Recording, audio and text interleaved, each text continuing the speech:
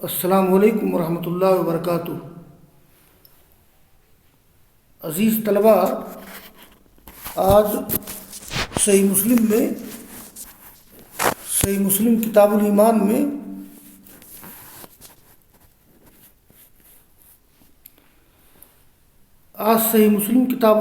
میں باب نمبر 60 ہے، اور وہ ہے باب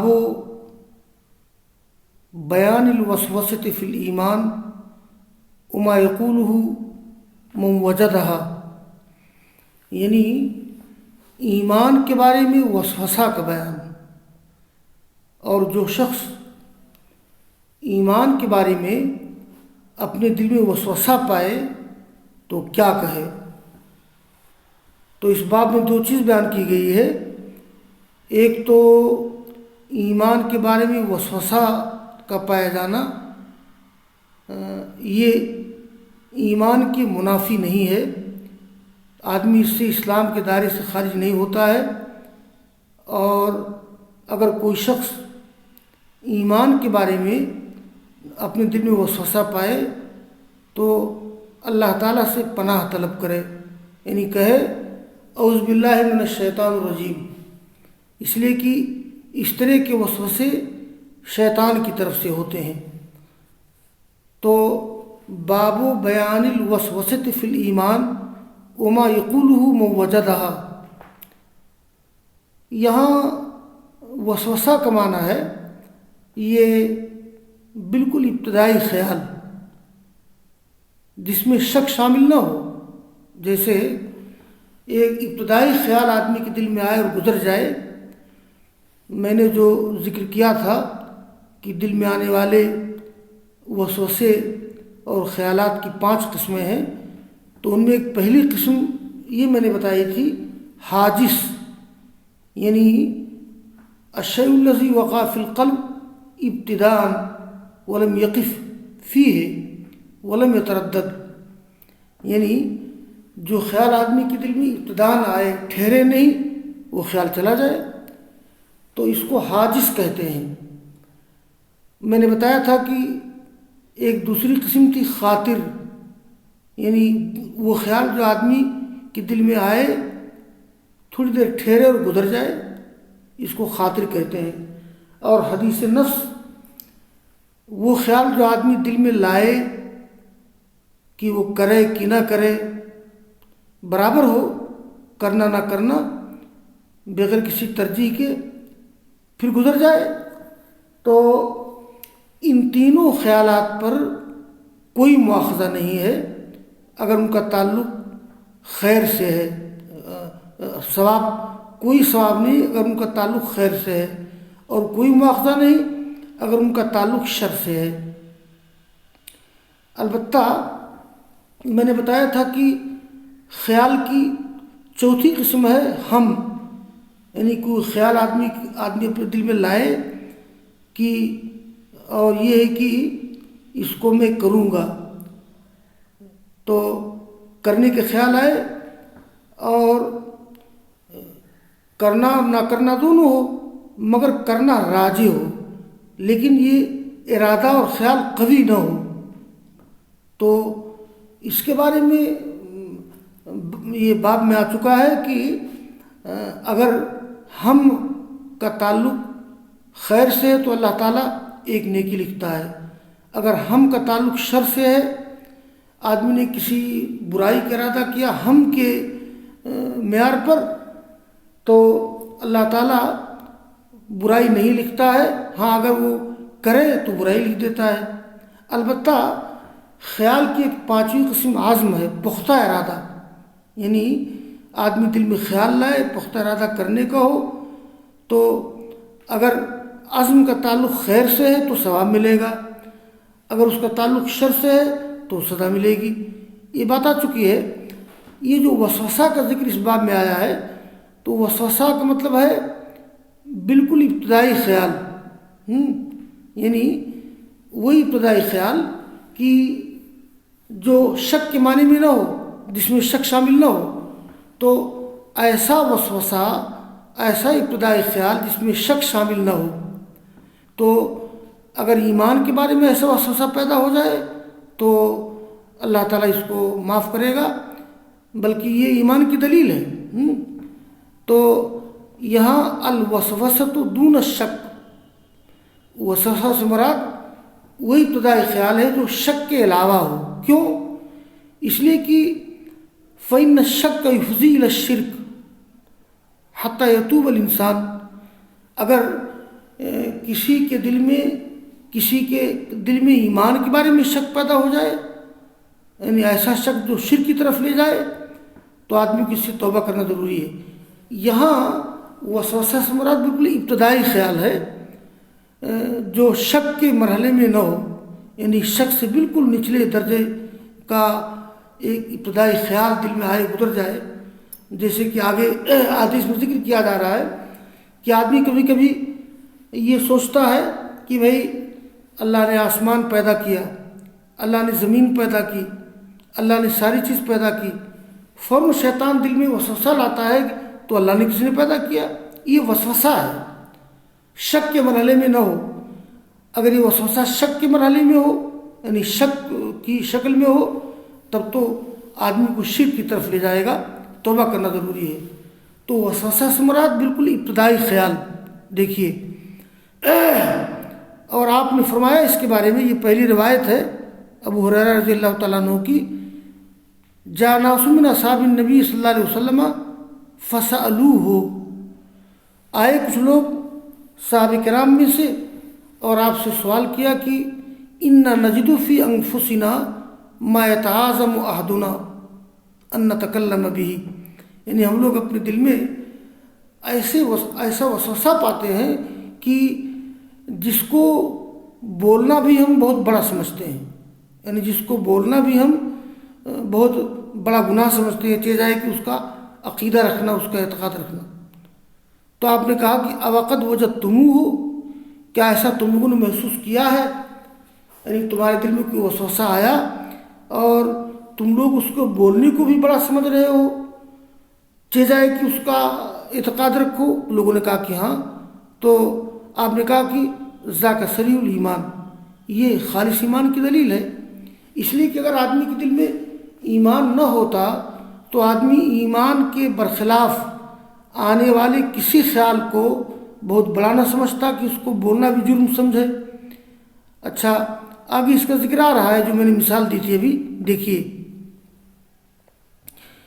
قال امام مسلم رحمہ اللہ حدثنا محمد بن بشار قال حدثنا ابن عدی عن شعبہ، دوسری سند۔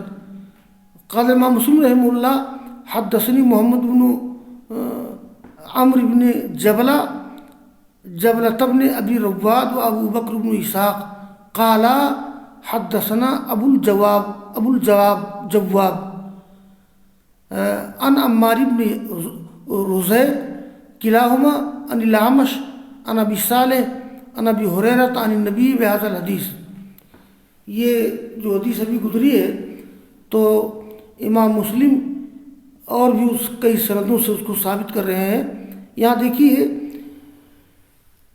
اس حدیث میں بھی یہ ہے کہ یہ ابو الجواب سے اوپر سند ایک ہے اور اس کے نیچے سند کی دو شاخیں ہو گئی ہیں۔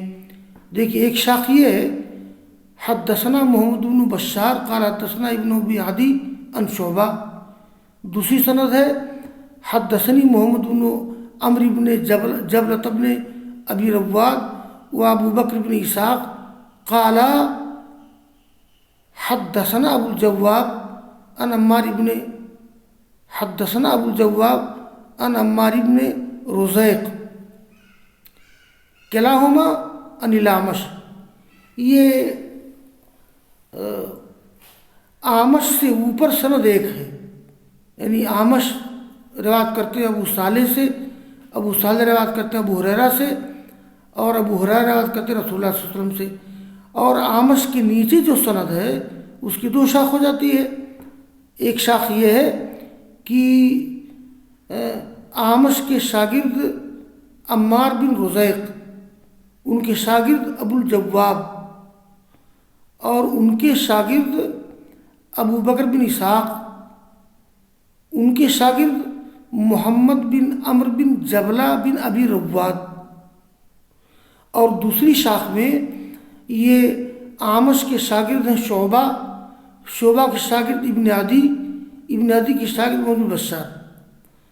آگے کی روایت دیکھیے، یہ قال امام مسلم رحمہ اللہ حدثنا یوسف بن یعقوب الصفار قال حدثني علی بن عثام عن سعیر بن الخمس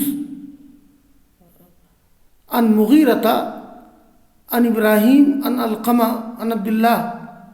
یہ علقمہ جس عبداللہ سے روایت کرتے ہیں، میں نے کئی بار بتایا ہے، اس سے مراد عبداللہ بن مسعود ہیں، اس لیے کہ علقمہ عبداللہ بن مسعود کے شاگرد ہیں۔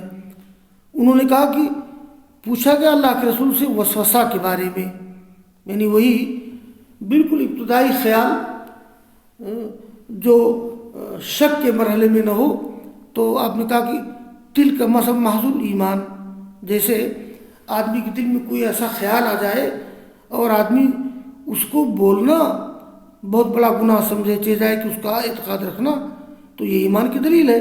آگے دیکھیے، قال امام مسلم رحمہ اللہ حدثنا ہارون بن معروف و محمد بن عباد واللفظ لہارون قال حدثنا سفیان عن حمام عن ہشام عن ابی ہریرہ قال قال رسول اللہ صلی اللہ علیہ وسلم لا یزال الناس یتساءلون حتی یقال، یعنی لوگ، آپ نے فرمایا لوگ ایک دوسرے سے پوچھیں گے یہاں تک کہ کہا جائے گا ھذا،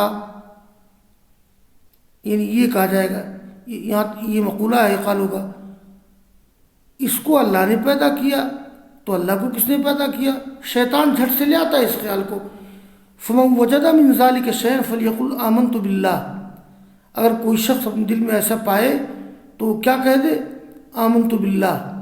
بعض روایت میں آتا ہے آمنت باللہ و رسولہ، دیکھیے آگے ذکر ہے، یہ قال امام مسلم رحمہ اللہ حدثنا محمود بن غیلان قال حدثنا ابو النضر قال حدثنا ابو سعید المؤدب عن ہشام بن عروہ بهذا الاسناد ان رسول اللہ صلی اللہ علیہ وسلم قال یأتی الشیطان احدکم فیقول من خلق السماء من خلق الارض فیقول اللہ ثم ذکر بمثلہ وزاد ورسولہ، شیطان تمہارے پاس آتا ہو، کیا کہتا ہے؟ کس نے پیدا کیا آسمان، کسی زمین پیدا کی؟ تو وہ کہتا ہے کہ اللہ، اب اس کے بعد پھر وہ وسوسہ ڈالتا ہے فمن خلق اللہ، اور اس میں ہے وہ رسول ہی، یعنی آدمی کیا کہے؟ آمنت باللہ و رسول ہی۔ اور آگے کی روایت دیکھیے، قال امام مسلم رحمہ اللہ حدثني زہیر بن حرب و عبد بن حمید جميعا عن یعقوب قال زہیر حدثنا یعقوب بن ابراہیم قال حدثنا ابن اخی بن شہاب عن امی قال اخبرني عروة بن الزبیر ان ابا ہریرہ قال قال رسول اللہ صلی اللہ علیہ وسلم یأتی الشیطان احدکم فیقول من خلق کذا و کذا حتی یقول له من خلق ربک فاذا بلغ ذلك فلیستعذ باللہ ولینتہی، یعنی فرمایا رسول اللہ صلی اللہ علیہ وسلم نے کہ شیطان تم میں سے کسی کے پاس آتا ہے تو کہتا ہے کہ کس نے پیدا کیا اس کو فلاں کو، یہاں تک کہ وہ دل میں یہ بھی خیال رہتا ہے کہ کس نے تمہارے رب کو پیدا کیا۔ فَإِذَا بَلَغَ ذَلِكَ، اگر کوئی شخص یہاں تک پہنچ جائے کسی کا وسوسہ، تو وہ اللہ تعالیٰ کی سے پناہ طلب کرے، وَلْيَنْتَهِ، اس سے باز آ جائے۔ یہ اللہ تعالیٰ سے پناہ طلب کرنے کا مطلب یہ ہے کہ اللہ تعالیٰ سے پناہ طلب کرنا، اس کا مطلب یہ ہو جائے گا کہ الاعراض عن هذا الخاطر الباطل والالتجاء الى اللہ تعالیٰ فی عذابہ، یعنی اس برے خیال سے اعراض کرنا اور اللہ تعالیٰ کی پناہ لینا اس کو ختم کرنے کے بارے میں۔ تو یہ علامہ مازری کہتے ہیں ظاہر الحدیث امرهم ان يدفعوا الخواطر بالاعراض عنها والرد لها من غیر استدلال ولا نظر فی ابطالها. مطلب یہ ہے کہ اس حدیث کا مطلب یہ ہے کہ آدمی اس طرح کے خیالات کو دور کرے، اس سے اعراض کر کے اور اس کی تردید کر کے بغیر غور و فکر کے، یعنی بغیر غور و فکر کے آدمی اس برے خیال سے دور ہو جائے اور اللہ کی پناہ لے لے، اس سے بات رہے. دیکھیے آگے کی روایت ہے. قال امام مسلم رحمہ اللہ حدثني عبد الملك بن شعيب ابن الليث قال حدثني أبي عن جدي قال حدثني عقيل بن خالد قال ابن شهاب أخبرني عروة بن الزبير أن أبا هريرة قال قال رسول الله صلى الله عليه وسلم يأتي العبد الشيطان، شیطان کسی بندے کے پاس آتا ہے، فيقول من خلق كذا وكذا مثل حديث ابن أخي ابن شهاب. قال امام مسلم رحمه الله حدثني عبد الوارث بن عبد الصمد قال حدثني أبي عن جدي عن أيوب عن محمد بن سيرين عن أبي هريرة عن النبي صلى الله عليه وسلم قال لا يزال الناس يسألونكم عن العلم حتى يقولوا هذا الله خلقنا فمن خلق الله. یعنی ابو ہریرہ کہتے ہیں اللہ کے رسول سے روایت کرتے ہوئے کہ آپ نے فرمایا کہ لوگ تم سے پوچھیں گے علم کے بارے میں، جانکاری حاصل کریں گے، یہاں تک کہ یہ بھی پوچھ لیں گے کہ اس کو اللہ نے پیدا کیا ہے تو اللہ کو کس نے پیدا کیا. ابو ہریرہ کہتے ہیں اور وہ ایک شخص کا ہاتھ پکڑے ہوئے تھے جب حدیث بیان کی، انہوں نے کہا کہ صدق اللہ و رسولہ، سچ کہا اللہ اس کے رسول نے. قد سالنی اسنان، دو آدمی مجھ سے پوچھ چکے ہیں سوال، یہ تیسرا آدمی ہے. یا کہا کہ سالنی واحد وہذا الثانی، ایک آدمی مجھ سے پوچھ چکا ہے، یہ دوسرا آدمی ہے. وحدثنی زہیر بن حرب، یہ دوسری سند ہے امام مسلم. قال امام مسلم وحدثنی زہیر بن حرب ویعقوب الدورقی قال حدثنا اسماعیل وابن علیہ عن ایوب عن محمد قال قال ابو ہریرہ لا يزال الناس بمثل حدیث عبد الوارث.